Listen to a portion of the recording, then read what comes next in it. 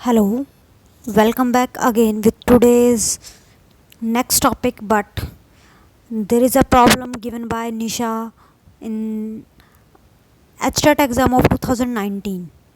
The question is about, we have to show the question. The question for this is in a certain system of unit, if viscosity eta, surface tension S, and volumetric flow rate Q are used as fundamental quantities, then the dimension of time in the system of unit is. इसका formula निकालना है जो हमारे इन्होंने answer दिया था इसका HTET commission जो भी हमें कराता है BSEH, उन्होंने इसका ऑप्शन दिया था फर्स्ट n⁻3 Q/s⁻3 की पावर 1/3। ये उन्होंने करेक्ट आंसर दिया था, बट एक्चुअली पावर में इसमें गड़बड़ है, तो वो मैं आपको सॉल्व करके बता देती हूँ कैसे इसका सॉल्यूशन होगा।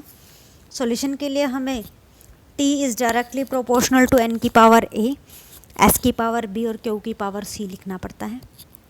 ऐसे ही ईटा कोफिशिएंट ऑफ विस्कोसिटी, उसका फॉर्मूला होता है m1 l-1 t-1। S surface tension की होती है तो m l0 t-2, और q वॉल्यूमेट्रिक के लिए होता है l⁻3 t-1 volumetric flow of rate. तो तीनों के फॉर्मूले पुट कर दिए। उसके बाद पावर्स देखेंगे तो m की ऐड करेंगे तो a + b होगा, l की ऐड करेंगे तो -a + 3c होगा। ऐसे ही t की ऐड करेंगे तो -a - 2b और -c होगा। तो अगर देखें लेफ्ट हैंड साइड में तो ना तो मास है ना लेंथ है, ओनली टाइम है। तो इसीलिए a + b = 0, -a + 3c is also equal to 0, और -a - 2b और -c = 1। तो पहली दो इक्वेशन से हमें पता चल गया a = -b होगा और a = 3c होगा।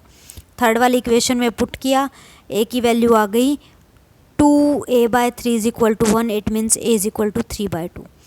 a = 3/2 है तो b की वैल्यू -3/2, c की वैल्यू a/3 तो यानी कि 1/2।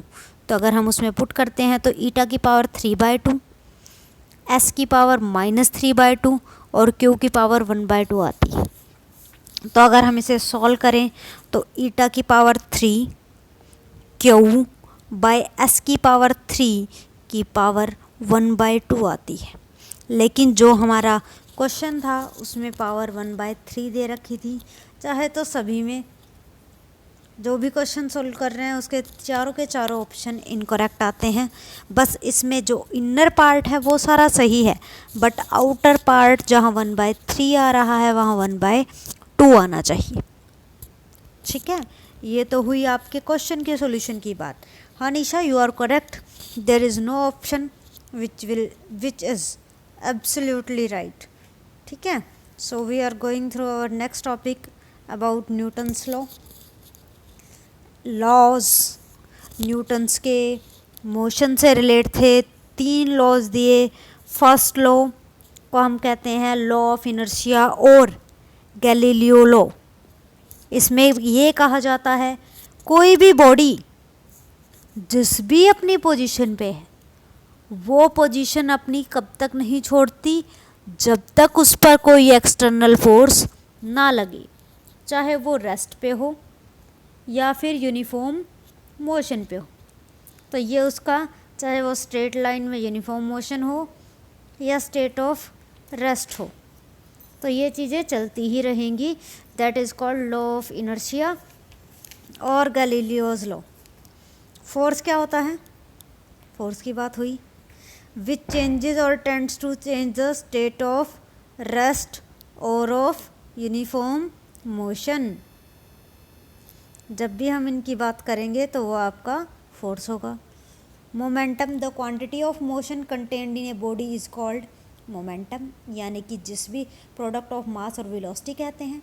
सेकेंड लॉ ये कहता है जो rate of change of linear momentum है वो डायरेक्टली प्रोपोर्शनल किस पे करेगा?